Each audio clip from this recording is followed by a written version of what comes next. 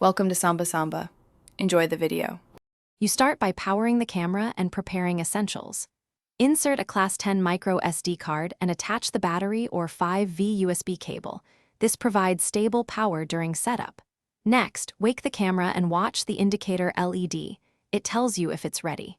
Once done, move the camera within 2-3 meters of your Wi-Fi router so signal strength is strong. Make sure your phone is on the same 4 GHz network, because most Victure cameras don't support 5 GHz. You now move into the app and pairing stage. Open the Victure app, sign in and choose Add Device, scanning the camera's QR code or selecting the model speeds pairing. Enter your 4 GHz Wi-Fi password exactly. Incorrect characters block the link. During this, listen for the camera chime and watch the LED. Blinking fast means it's pairing, then it will stabilize when connected. If the app times out, tap Retry and ensure your phone's Bluetooth and location services are enabled so discovery works reliably. You finish by configuring recordings and verifying the feed. Use Live View to adjust angle and focus, because physical placement affects detection accuracy.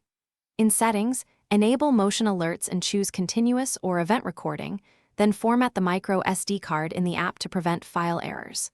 Once configured, test by walking through the frame and reviewing playback. Confirm both live and recorded clips.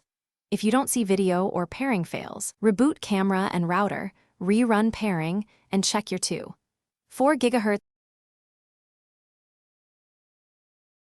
Thanks for watching. Consider subscribing if we helped you.